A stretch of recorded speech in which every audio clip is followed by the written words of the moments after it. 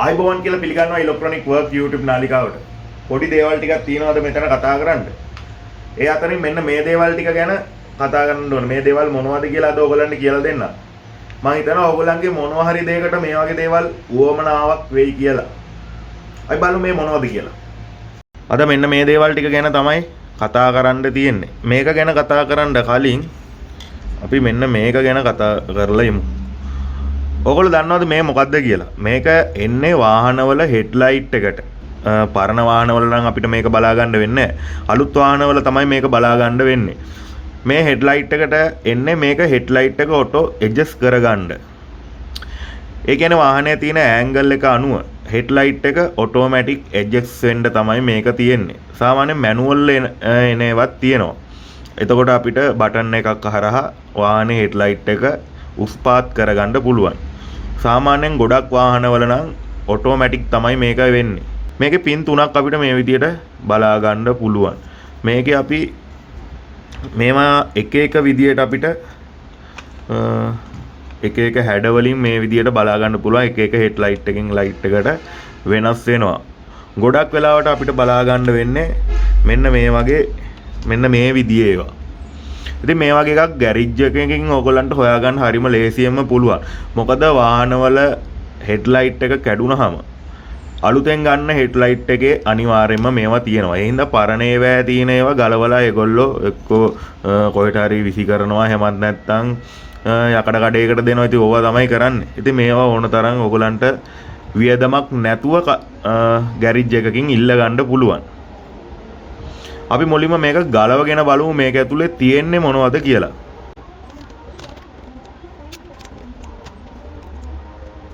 ඉතින් මේවා කාලයක් එක තැන තිබිලා වතුර ගිහිල්ලා එහෙම මේක දිරලා තියෙන. ඉතින් ගලව ගද්දි හරිම අමාරුයි. මෙන්න මේ විදිහට කැඩෙනවා. ඉතින් ඒක කරන්න දෙයක් නැහැ.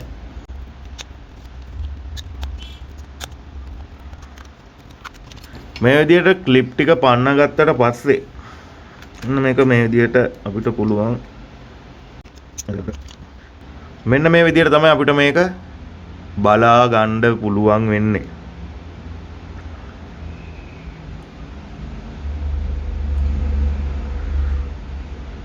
මුලින්ම අපි මේ සර්කිට් එකයි මේ මෝටරේයි ගලව ගමු. මේ જાතිය හැම එකකම තියෙන්නේ මේ මෝටරේයි මේ සර්කිට් එකයි. අපි බලමු මේ සර්කිට් එක වැඩ කරන විදිය කොහොමද කියලා. මෙන්න මෙතන අපිට බලා ගන්න පුළුවන් 22යි UF කැපැසිටර් එකක්. මේ කැපැසිටර් එකේ ධන ඍණ පින් දෙක මෙන්න මේ පින් දෙකට සම්බන්ධ වෙනවා. මෙන්න මේ පින් දෙකකට සම්බන්ධ වෙනවා. අපි මේ පින් දෙක හොයාගෙන එතෙන්න දෙමු ධන ඍණ සප්ලයි එකක්. අපි එතෙන්න දෙන්න ඕන වෝල්ටේජ් එක 12ක සප්ලයි එකක්. මේ පවර් සප්ලයි එකෙන් නම් වෝල්ට් 11.2යි එන්නේ. 11.2ත් හොඳටම ප්‍රමාණවත් මේ වැඩේට.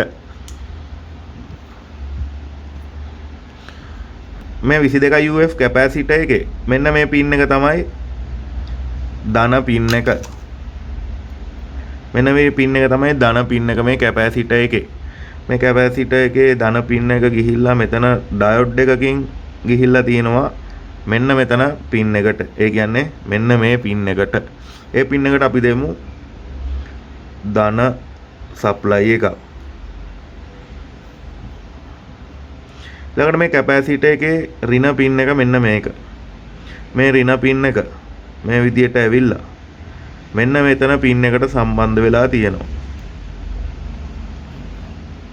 මෙන්න මේ පින් එකට අපි දෙමු 12 වෝල්ට් ඍණ සප්ලයි එකක්. දැන් අපි මේ විදියට මේකට සප්ලයි එක දුන්නට මේක වැඩ කරන්නේ නැහැ. මොකද මේකට මෙන්න මේ පින් එකට සිග්නල් එකක් එන්න ඕනේ. මේ සිග්නල් එක දෙන්නේ වාහනේ තියෙන සෙන්සර් එකක් කරා. වාහනේ තියෙන ඇන්ගල් එක අඳුනගෙන තමයි මේකට සිග්නල් එක එවන්නේ මේක හෙඩ්ලයිට් එක මොන විදියටද උස්පාත් වෙන්න ඕනේ කියලා. හැබැයි මේ පින් එකට පොඩි අර්ත් එකක් අපි දුන්නොත් මේ මෝටරේ වැඩ කරන්න පටන් ගන්නවා. ඔයගලන්ට පුළුවන් මේ පින් එකට මෙන්න මේ විදියට ඇඟිල්ල තියන්න. එතකොට ඔයගලන්ට පේනවා මේ මෝටරේ වැඩ කරනවා.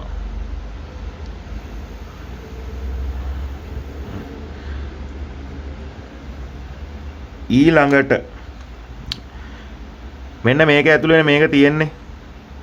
මේකෙදි වෙන්නේ මේ මෝටරේ වැඩ කරද්දි මෙන්න මේ කොටස මේක උඩට එනවා.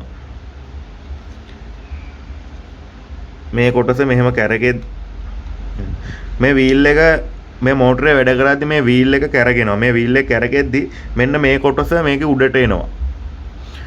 මේ කොටස උඩට ආවට පස්සේ මේකේ තියෙන සිග්නල් එකක් දුන්නට ආපහු මේක පල්ලෙහාට ගන්න බැරි හින්දා ඒගොල්ලෝ කළා තියෙන්නේ මෙන්න මෙතෙන්ට හයි කරලා තියෙනවා කන්ට්‍රෝල් එකක්. මේ කන්ට්‍රෝල් එකත් අරගෙන තමයි මෙන්න මේ වීල් එක උඩට එන්නේ. ඔයගොල්ලන්ට පේනවාද දැන් මම මෙතෙන් පොඩි අර්ත් එකක් දීලා තියෙන. දැන් මේ මෝටරේ වැඩ කරනවා. දැන් අපි මේක දැන් වීල් එක කැරගෙද්දි මේකත් එක්ක උඩට අරගෙන එද්දි මේ මෝටරේ අනිත් පැත්තට වැඩ කරන්න පටන් ගන්නවා. ආපහු මේ කන්ට්‍රෝල් එක මේ විදිහට යටට යනවා. යටට පොඩ්ඩක් ගිය ගමන් මේක ආයේ අනිත් පැත්තට වැඩ කරන්න පටන් ගන්නවා. ආපහු මේක උඩට එනවා. ඔයාලට පේනවා අනිත් පැත්තට දෙපැත්තට වැඩ කරනවා මේ කන්ට්‍රෝල් එක.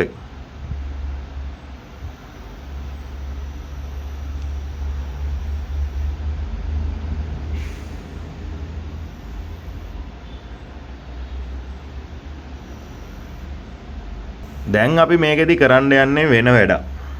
මේකෙදි ඇත්තටම මේ මෝටරේට සප්ලයි එක එන්නේ වෝල්ටේජ් එක 5ක වගේ සප්ලයි එකක් තමයි මේ මෝටරේට එන්නේ මෙතනින්.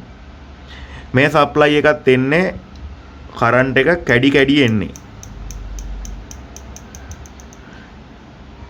ඕගොල්ලෝ දන්නවා මෙන්න මේ වගේ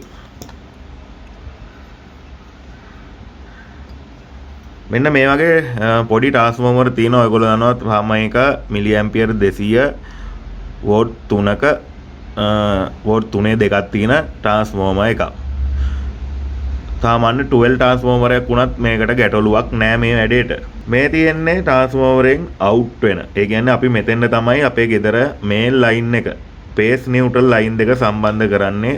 ඒ කියන්නේ AC 230 වෝල්ට් ටේජ් එකක් සම්බන්ධ කරන්න මෙන්න මේ ලයින් දෙකට.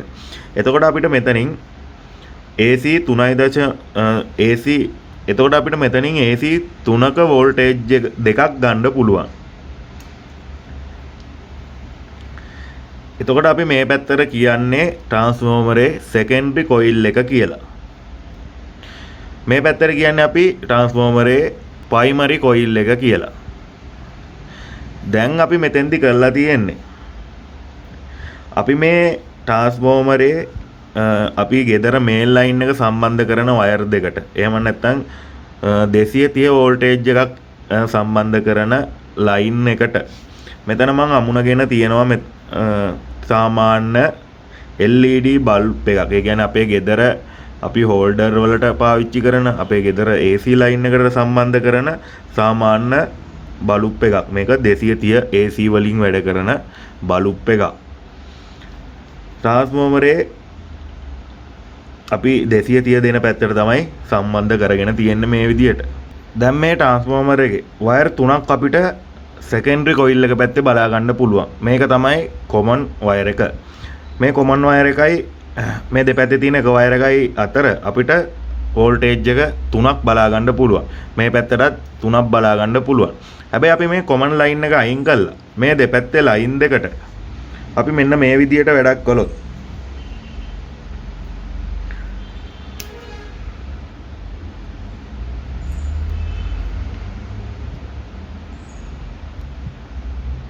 මේ ට්‍රාන්ස්ෆෝමර් එකේ මෙන්න මේ ලයින් දෙකට කොමන් ලයින් එක අයින් කළා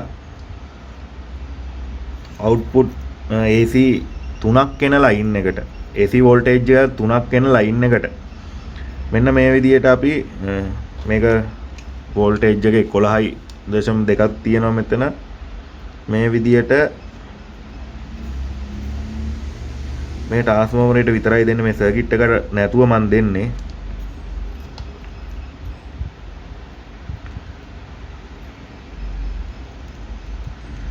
මේ විදියට අපි කරන්ට් එක කඩ දුන්නොත් ඔයගොල්ලන්ට පේනවා ඇති 230න් වැඩ කරන බල්බ් එක පත්තු වෙන්න ගන්නවා. මං කියවනේ ඔයගලන්ට මේ මෝටරේ මෙතන තියෙන මෝටරේට එක දිගට සප්ලයි එක එන්නේ නැහැ මේ IC එක හරහා. කරන්ට් එක එන්නේ කැඩි. අපිට පුළුවන් ඒක හින්දා මේක සෙකන්ඩරි කොයිල් එක මෙන්න මේ විදිහට අපිට මේ මෝටරේ සම්බන්ධ වෙන පින් දෙකට සම්බන්ධ කරගන්න. දැන් අපි මේ විදිහට ආපහු මේ සර්කිට් එකට මේ තියෙන තේජාතියම සර්කිට් එක මම ඔයගලන්ට කලින් පෙන්නුවා වගේම සර්කිට් එකක් මේ තියෙන්නේ. මේ සර්කිට් එකට අපි දැන් කලින් විදිහටම 12 වෝල්ට් වෝල්ටේජ් එකක් ලබා දෙනවා.